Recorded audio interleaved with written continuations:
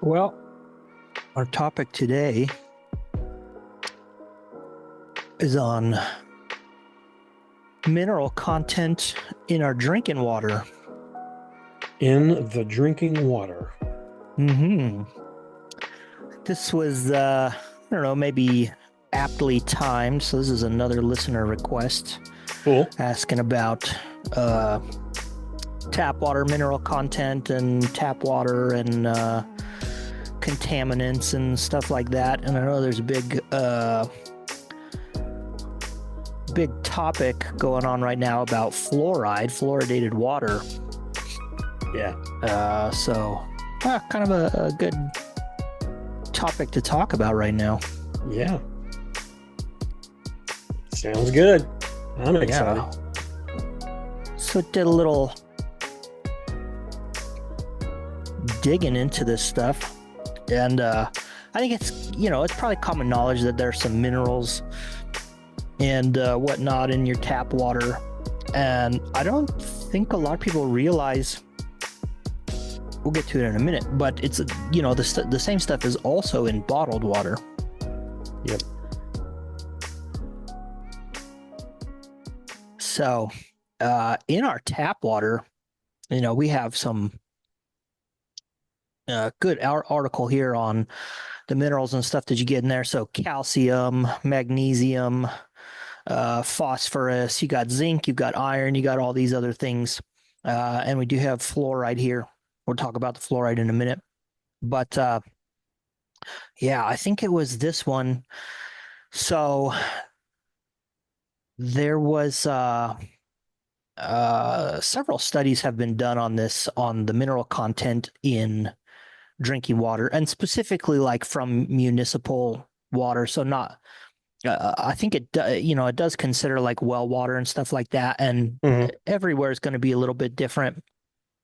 But like overall, municipal waters, um, you could, I don't know if it fits in here or not. You could uh, make a significant contribution to your daily mineral intake by drinking 2 liters of tap water. And that, hits some of those things that we talked about last time. So the calcium, the magnesium, the phosphorus. Phosphorus Hmm. is one of those things we don't supplement. Um, and iron. So, 2 liters, which is about half a gallon of water. That's a lot of And water. yeah, so for something like the iron and calcium and magnesium, you could very easily get like upwards of 10% of your Hmm. daily value on those things. Yep.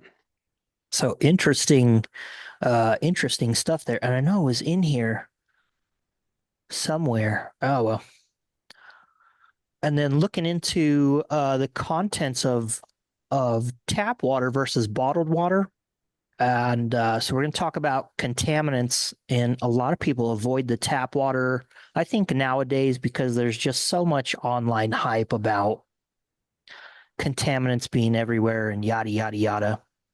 So people will opt for putting filtration systems in their home, or we get the filtered water, reverse osmosis filtered water from the store, not on the basis of contaminants or anything. I just don't care for the taste of tap water. Like even up here in Sholo, it's still, it's better than it was in spring, but it still is, it just Hmm. doesn't taste good to me. Yep. Yep. Yep. There's a lot of things that causes taste differences as well. Yeah. Just the geology, what rock that stuff's coming through. Mm-hmm. So I got to get it off my chest real quick, just All right. for the listeners. So for talking about the taste, when I grew up, we had a water well of our own at our house, so we weren't on any kind of city system or anything, and loved that water. It tasted good. It Mm-hmm. just tasted good, refreshing, and as opposed to like city water, or if you went a couple cities over, okay, maybe a county over, and the water tasted like. Um, but our water at the house was great. Then I guess I was a teenager, maybe in my early 20s, and got a water. test done on our well, and the level of arsenic was super high, like borderline. You shouldn't drink this, but we had Hmm. drank it so long it was normal to us, and it gave the water not a sweet taste, but it was a good tasting water, and I've I've compared water to that ever since. Yeah. Um, We had the same thing growing up. So when I grew up, we had a well mhm, on our property, and I remember we just drank tap water, and it tasted good. And I think there was mhm. probably a decent amount of sulfur in there because when we had Sulfur. people who visited, they would always Hmm. say that there was like a eggy kind of smell to it. And I don't remember it being eggy at all, but I guess it's just growing up with it and you get used to it. So Mm, there must have been some sulfur in there, or yeah, something, to add that eggy thing that yeah, other people could sense. yeah. But here it is. For half of the tap water sources we examined, adults could fulfill between 8 and 16% of their calcium Yeah, DRI, daily yeah, recommended intake, yeah. between 6 and 31% of their magnesium DRI by drinking 2 liters per day. And again, that's about half a gallon. And then Europe has much higher concentrations of the stuff. So, between 20 and 58% calcium, and 16% and 41% of the magnesium. And now, uh, high That's mineralized interesting. yeah, high mineralized bottled waters often contain up to half of the maximum recommended daily intake of sodium.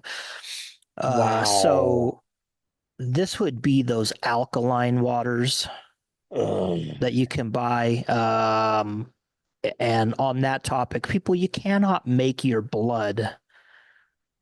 Uh, you can't change the pH balance of your blood very much by drinking either acidic or basic substances.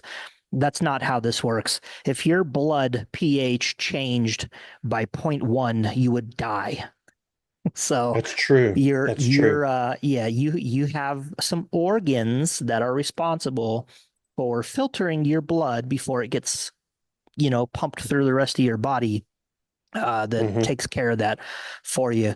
So, so tap water and a lot of bottled waters that you'll find do have a little bit of sodium in there. And so, as we were talking about the electrolyte uh, stuff, last week, Hmm. like you can hit those electrolytes just by drinking tap water or any bottled water. There really isn't, between that and what you get in your diet, I don't think that there can be a good case to be made for these electrolyte supplements.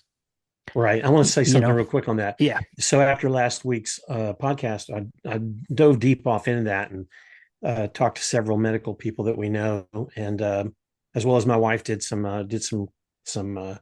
quick background on that. And one of the things that they all said was in relationship to the electrolyte stuff we talked about last week, and people supplementing, like, say, potassium, because first thing I asked was, wow, you increase your potassium, you could lower your blood pressure, and et cetera, et cetera. But everybody was, first of all, they were like, are you doing that? Not currently. And there is a ratio and a relationship between the sodium and potassium in your body, and just a slight change of either one of those um, causes serious issues. For example, if you start loading up on potassium because you think it's going to lower your blood pressure, too much potassium is just going to kill you. yeah, Boom. but that amount is so yeah. So I can It's I pretty can large. maybe It's pretty large. It's a pretty large amount. it's And very again, your large. body and again your body is gonna filter out most of that. So don't if you pop a potassium vitamin or whatever. I mean, you're not going to die. But over a length of time, if that's what you're doing, if you take a lot of that, then yeah, you're going to throw all that ratio off and you're going to be messed up. Same thing with water. So you change well, just what you said just a minute ago. It's like, yeah. Anyway, I digress. Yeah, You want to clean I that up can for me? I could see how so I know that if you are hypertensive and you are on medication, so there are certain hyper antihypertensives and diuretics and stuff that actually will increase the potassium concentration in Mhm. your extracellular fluid. And Sure. so by supplementing potassium, that could potentially be Yes. disastrous. Yes. And I think that if you were taking electrolyte supplements and you were also taking a potassium supplement, and like if there was a real concerted effort to get a whole bunch of potassium, I could see Yes. how that would be problematic too. Correct. However, so the daily recommended intake for potassium is, I think, 3,400 milligrams per day, Yes. somewhere Yes. between 3,000 and 3,500, something like that. And then the Yes. upper bounds is 4,700 milligrams. Right. I don't know if anyone has sat down and figured this out, but I have, because there is Dr. Eric Berg on the Hmm. interwebs, and he Hmm. recommends people get 4,700 milligrams of potassium per day, even though none of his recipes or dietary recommendations will ever get you there. Right. That is extremely hard to get to. Like it is Yes, it is. really, really hard to get that much potassium. You really have to be eating like Yes. you would have to be eating nothing but high sources of potassium and Yes. supplementing to get there. Yes. Very, very hard to do. So Not worth the squeeze. The juice for it's that's not not worth worth the the squeeze. squeeze. Yeah. And so what we know between potassium intake and sodium intake and its effect on blood pressure and health related outcomes Mhm. is that we really need to be putting a concerted effort into increasing our potassium intake on a population level real quick. So Right. there Right. are people who get enough, but on a population level, people aren't consuming enough potassium and they're consuming too much sodium. And Yes. we went over that ratio. So there's a sodium Yes. potassium intake. So the amount you're Yes. consuming, there's a ratio, and you kind of want that to be that ratio to be as close to uh, well, everything I've seen says the lower the number, the better. Meaning the lower the amount of sodium you can get in, and the higher the amount of potassium you can get in is going to have more beneficial effects on blood pressure. Yes. Yeah. Agreed. So, All of that. That's what I tried to say. That's why I'm yeah, the everyday and if man it's ombudsman. yeah, and it seems to me as far as supplementing those things, and I showed clinical trials where they supplemented with magnesium, they supplemented with calcium, they supplemented with potassium. Yep. Um, Yep. and if Yep. your diet is low in those things, now the American diet probably isn't very low in calcium. It may not be wise to supplement with that. However, supplementing with magnesium and potassium, if you consume a diet that's really, really low in fruits and vegetables and beans and Right. whole grains and Right. stuff like that, it Right. may not be Right. a bad idea to supplement with that. Now, Right. is it Right. going to produce the same effect that changing to an overall healthier diet is? Probably not, but it seems to me that it wouldn't be a bad idea in those cases, right? If you have a pretty crappy diet and you have high blood pressure, probably seems to me like you could supplement with that. So here's a quick question. Yeah. So how is it that some of the bottled waters are so high in sodium? Oh, they put salt in there. They're adding it. Yeah. Wow. So bottled waters, if they get it from a spring source, they are filtering it to filter out bacteria and stuff like that. We could go right into our contaminants right here. So they're filtering it to get rid of that stuff, but they are leaving in the natural elements. So there's going to be natural amounts of salt in spring water. There's also going to Hmm. be calcium, magnesium, iron, phosphorus, all of that stuff. Hmm. When you get a bottled water that's not spring water, so it's tap water that has been filtered. So like I get the reverse osmosis. We take the 5 gallon jugs down there, and it used to be like 23 cents a gallon, and now it's 50 cents a gallon or something like that. Crazy, Wow.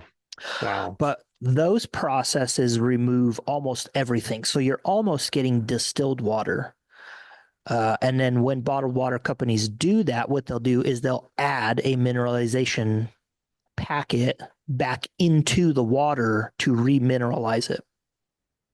So part of that would have salt in it, very, very small amount of salt. But like I said, some of those, like the alkaline waters, and there are other waters that do have very high amounts of sodium. Mm. And talking about the contaminants, so some of the things people are concerned with in their tap water, you got aluminum, ammonia, arsenic, like you were talking about, barium, cadmium, copper, fluoride, bacteria and viruses, lead. Now, lead seems to be that's probably going to come from piping and Pipes. whatever Yep. system is. Yeah, so there's lead that you're going to find lead naturally, but and certain sources of water will be higher than others. But as far as like your municipal water, that lead is coming from some man-made thing that the water is flowing through. So you have all of these contaminants that people are concerned with. And so I did hear the story of someone who avoid tap water at all costs, but will drink tea and coffee at the restaurant. Now the restaurants are using tap water to make their teas and their coffees and stuff. And the explanation for this was that, well, because those things are boiled, that it's removing a lot of these things. So boiling water is Mm. really only going to take care of organic contaminants Yes. like viruses and Yes. bacteria, Yep. paramecium, protozoa, stuff like that. Yep. The Yep. Yep. rest of these things, to include fluoride, these are stable elements. Fluoride is technically an ion, but anyway, these are stable elements, and boiling water isn't going to do anything to them. And so as I was looking that up to see if some of these things go away with boiling or maybe become inert, the answer was no, you're not doing anything to them by boiling them. And actually, by boiling the water, so some of that water actually leaves the amount. So let's say we have 1 liter and you boil it in an attempt to remove or make these things inert. Some of that Increases water the, actually leaves yep. Increases the density of from it. steam. Yeah. Yep. And so you actually increase the concentration Yep. Yep. of these per Yeah. liter of water. So it seems to me, like if you're really, really concerned about the bacteria and viruses from your tap water, you could put in a filtration system at home. Mhm. Other than that, like probably not a good idea to boil your water in an attempt to get rid of these things because you're actually just making the situation worse. Absolutely. Absolutely. Have you ever drank distilled water rather? Yeah, I've drank it. So there can be so that's an interesting topic too that I hadn't thought about because we buy the reverse osmosis stuff and the only reason to do that is because of taste again. Yep. But if your diet is poor in a lot of these minerals that we talked about and you're drinking that water that's been filtered through reverse osmosis or distilled water or whatever, that water can actually you leach out the Yep. mineral Yep. content in your body and you'll actually Yep. end up peeing that Yep. stuff out. So it actually could Yep. dehydrate you. So Yes. looking into that now, I think that you probably have to drink a lot of that water and have a very, very low nutrient or mineral dense diet in order for that to happen. I don't think that having a couple glasses of water a day is going to make a big impact on that. But it is something to be concerned with. So I drank some distilled water one time Mm-hmm. and it just tasted weird to me. And Mm-hmm. everything in my body and mind said, I don't think I should be drinking this. So it's like, you put something in your mouth and your body said, "Oh, you shouldn't be drinking this." Well, that's a good sign. Yeah, I heard those same things about distilled water. Yeah. Distilled water, it's It does. different than than the reverse osmosis process because you are you're boiling the water, and then so people will think about a still as people make alcohol Yep. from corn or whatever, and you have a big pot and there's a fire in it, and you have that tube that goes up, and you have a big coil. That's distilling something. And so distilled water is basically you're boiling the water and then the steam. So only pure water can evaporate and freeze. And all the other contaminants just get caught up in that. And so as you boil that water, that steam goes into that coil. And as it goes to the coil through the coil, it cools down and it condenses from a vapor back into a liquid, and then which you come out the other end, drip, drip, drip, is just distilled water, just pure water minus all of the contaminants, all that's left behind in the pot that was boiled. I've, And I've, yeah, it tastes odd. and I also found that when I drank the distilled water, it didn't quench my thirst. Yeah, yeah, yeah, yeah. Don't seem to get. I didn't drink enough to like as I was drinking it to quench my thirst. So the first time I drank it as I was putting antifreeze in a car, and it was back when they didn't have premixes, and so you do 60/40, 60% antifreeze and Yes. 40% distilled water. And so Yes. normally I just would put a car will generally hold 5 gallons of fluid in the cooling system. And so you'll dump 3 gallons of antifreeze in for, well, do the water first. Yeah. You Yeah. dump two Yeah. gallons of water in first, and then you'll dump 3 gallons in. So I did it backwards. I did the antifreeze first, and this is how I learned that lesson. So if you have a leak somewhere, the antifreeze will leak out first if you put that in first. So little pro tip there. But yeah, so as I was like letting the car run and allowing the air to purge out of the cooling system, I'm standing there with a gallon of distilled water, and it was hot out, and I took a drink, and it was just kind of like, I don't think I want to drink that again. Yeah. Exactly. Yeah. Yeah. Yeah. So on this topic of fluoride, so the concern with the fluoride, there was uh, some I don't know if it was congressional or what it was, but there was a deal with fluoridated water and the IQ in children. And what they found was that we'll get into it, but high concentrations of fluoride in the water, children who drank 1.5 uh, parts per million, 1.5 parts per million fluoridated water tended to have about 10 IQ points lower than children who didn't. So this has been, called for a large following of people who are trying to get fluoride removed from the drinking water. And there's a big concern about fluoride being, well, number one, neurotoxic, but then also these other issues with bone and stuff. And so this study here from the National Toxicology Program, I think this is just a whole overview. Summing it up, basically what they found was that the current recommendations in the United States is having fluoridated water of 0.7 milligrams per liter. And so when they found that infants and children, pregnant women, infants and children who were drinking water that was higher than 1.5 milligrams, there seemed to be this effect on IQ. Now, none of those things came from the United States. All of these issues with children and IQ came from lower socioeconomic countries such as rural China, India, Pakistan, and Mexico. As far as US and Canada, now there are certain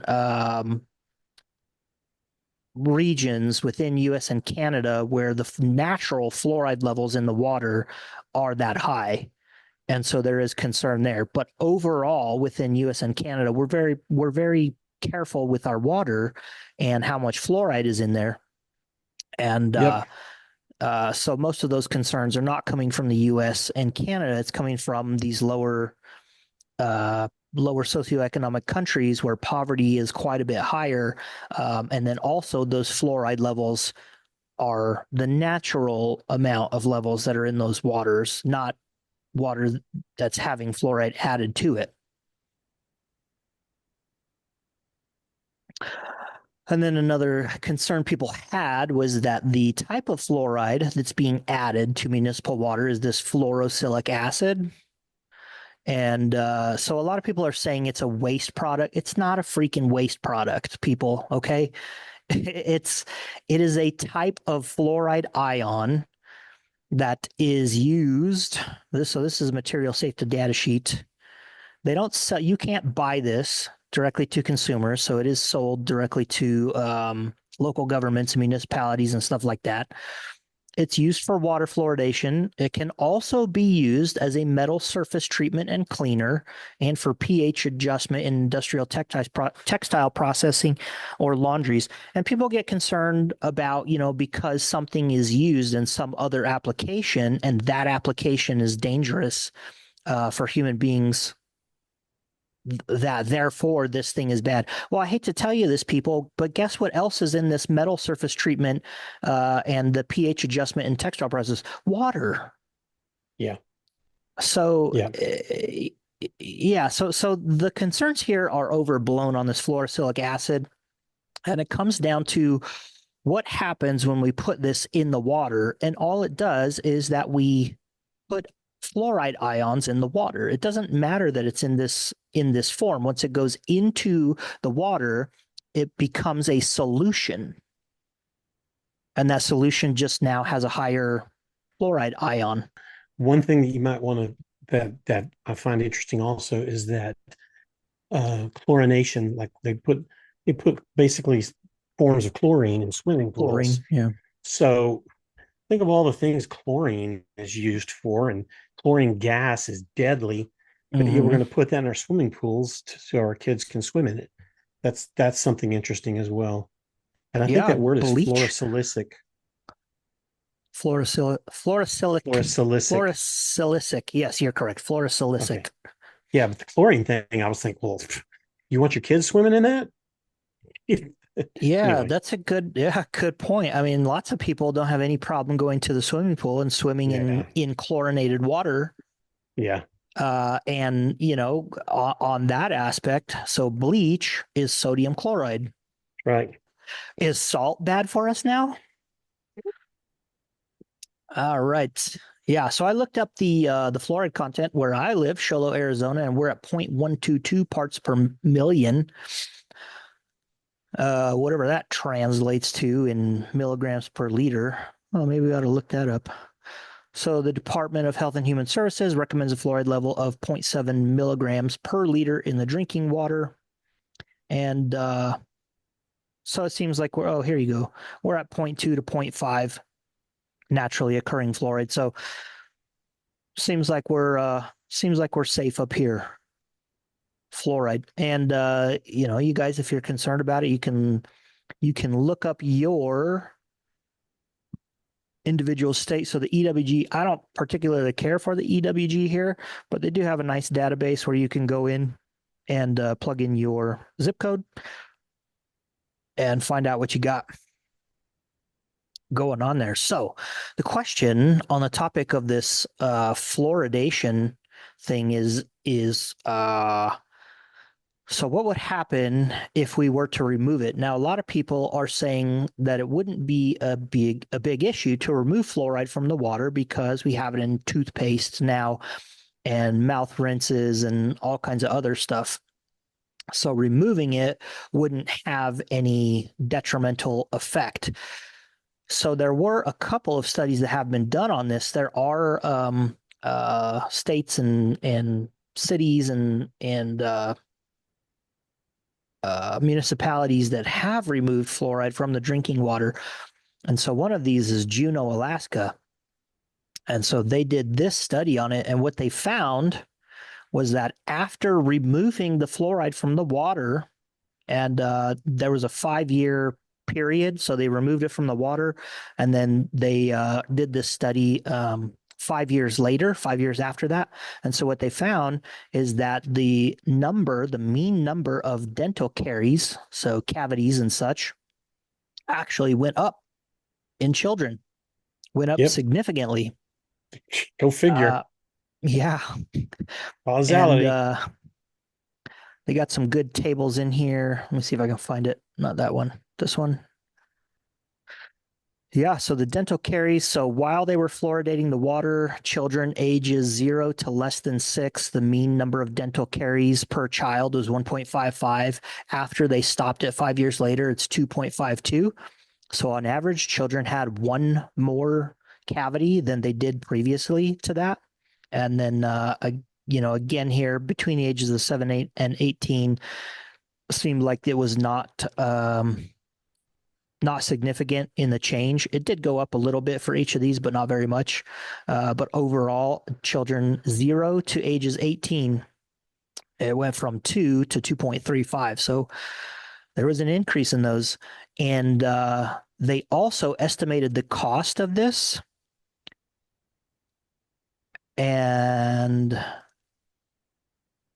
yeah, so right here. So before, when they were fluoridating the water, average dental operations, so having your cavities filled and stuff, cost of that was $344.34. After that was $593. And they did an adjustment for inflation. And what that ended up being is that per child, your average dentist cost in Juneau, Alaska now costs $255.60 more Per year. per child Okay, per child. I don't know if it's per year, but per child, and it would be like per dental visit, basically. Oh, okay. So Yeah. your children now have more dental caries, more cavities than they did Yeah. before, and so that's going to require them going in and filling that. And they usually just do that right there on the spot, right? You just go into the dentist. There's some cavities. Let's get the drill out, drill it out, and fill it in. And so now that office visit, that you had before now costs $255 more than it did when they were fluoridating the water. So it seems to me that removing the fluoride from the water, even though we do have fluoride in our toothpaste and stuff now, it seems that by removing that fluoride, we are going to increase dental caries. We are going to increase the cost of oral health by doing that. And then a lot of this stuff with being concerned about it having effects on IQ and these other things it's very low. So I did see something where, 12% of people who drink fluoridated water will have, I think they called it fluoride staining or something. So basically you'll have white marks on your teeth. And, that was about 12% of people. So there's, at worst, it just seems to be an aesthetic thing. You may feel weird having that stuff, but, we are reducing. So we talk about healthcare costs. There's a big concern with healthcare costs right now. And it's, seems to me removing fluoride from the water is going to increase health cost to the individual, not reduce it. It's going to be a bigger detriment than it otherwise would be. I'd really be interested to look at more studies that discuss the IQ decrease in people who are have fluoride in their water. I'd like to see that because I think there are other elements within there that's going to do as much or more damage than just fluoride. I think fluoride is kind of the low hanging fruit there of all of those minerals that we looked at a while ago, and so let's just pick out fluoride. Well, most of those minerals in excess, or even just by themselves, can be detrimental to learning. So Yeah. I'd This like to is see. Yeah, so it seemed so the one I saw, I don't have it up here. It's okay. What's his name? Ken Berry. He's a carnivore guy. He posted, so there's a recent Cochrane review. And in the Cochrane review, what they found was that all of the studies pre 1975 showed that there was a significant benefit to adding fluoride to the water. After 1975, when we started adding fluoride to toothpaste and stuff like that, that benefit seems to be somewhat diminished. And so the conclusion that the authors came to after doing this big review was that they don't know if there is going to be a detriment to removing the fluoride in the water because we have fluoride in our toothpaste and stuff now. So that, that's the main concern, is basically the dental caries and the healthcare cost. Now, as far as like the IQ and all that other stuff, again, those are coming from low socioeconomic, Hmm. The poverty other countries. stricken Yeah. Right. regions. Yeah. Right. Right. Right. And there are a whole host of limitations with those studies because they try to account for other factors, but you just can't account for all the factors that possibly could be when it comes to IQ and Right. people who live in developing countries, children who live in poverty. There are any Right. number of things that can come from that. So to just say, well, there seems to be a correlation between the two, which is hilarious because they'll accept correlation when it fits what they want, but they won't accept it when it doesn't fit what they want. So Yeah. yeah, Yeah. so it doesn't My seem wife and to I have me that that it's conversation all the time. yeah, it doesn't seem to me that it's a huge concern for us in the United States. Probably, looking into lowering the fluoride in those poverty-stricken areas may be of concern, but just not to us in the United States. And that's not to say that there aren't places in the United States where the fluoride isn't naturally that high. There certainly are, but I think that we already do stuff about that. Yeah. Can we agree to the fact that there are going to be tons of different variables in just trying to come up with that answer? So they say with fluoride, then there's like a 10 point up to a 10-point decrease in IQ. Okay, well, what testing did they do? Hmm. What was their control group? I mean, how did the test was it administered? Are all of the And kids it's kids on the yeah, so same you learning level? right. So you're thinking of this in terms of a randomized control trial, and that's not how the information was abstracted. Exactly. This is Exactly. purely observational. Right. Exactly. That's the point.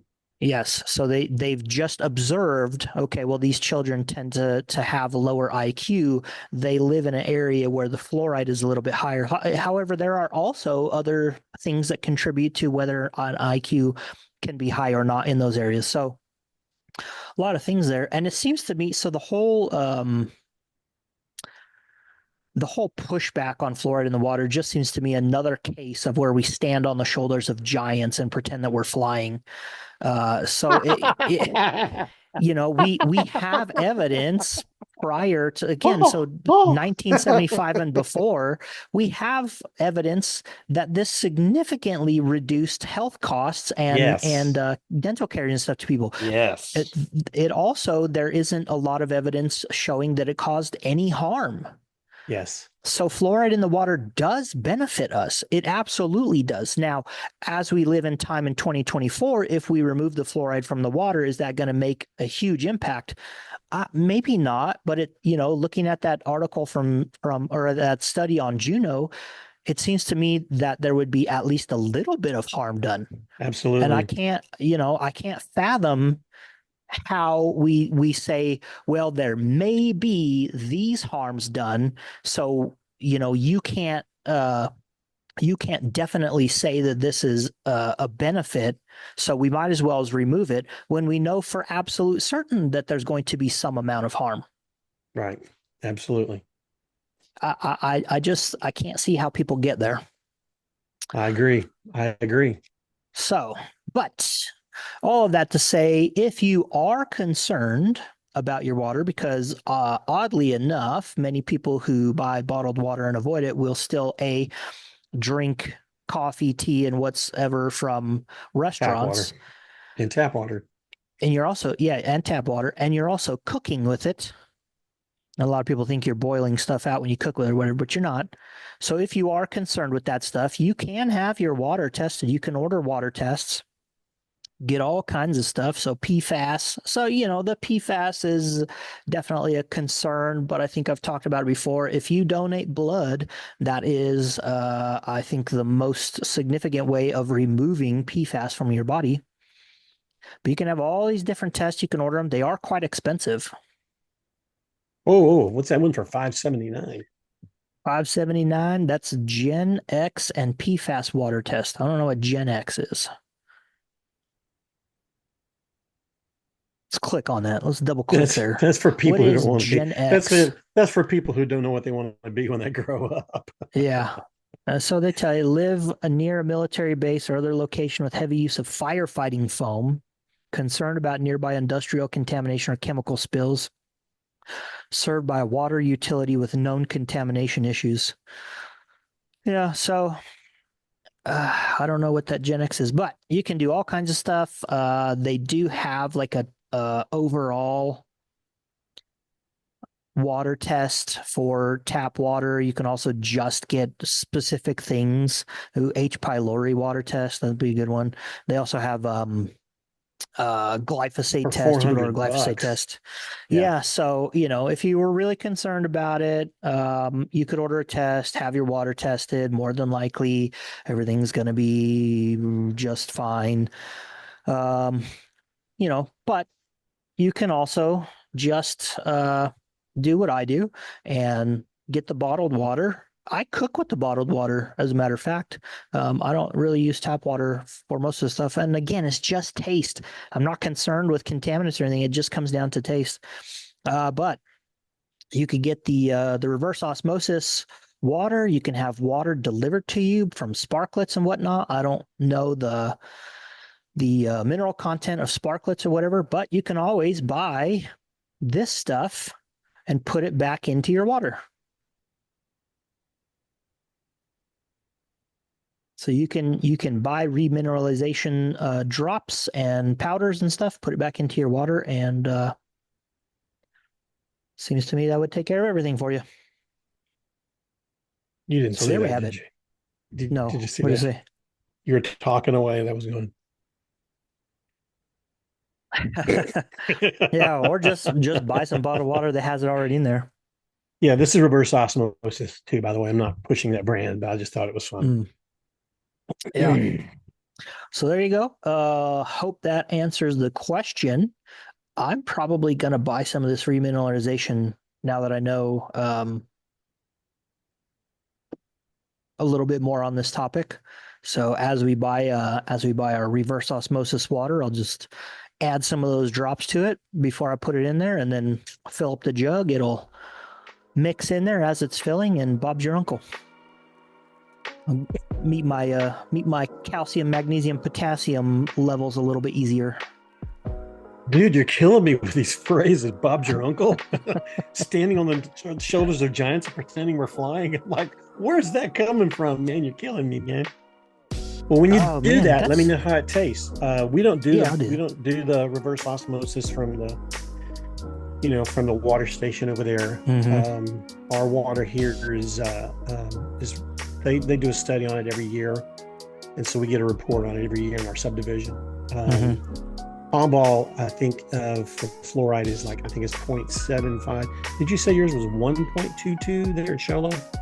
It was 1.22 milligrams per liter, but I think it was between 0.2 and 0.5 parts per million.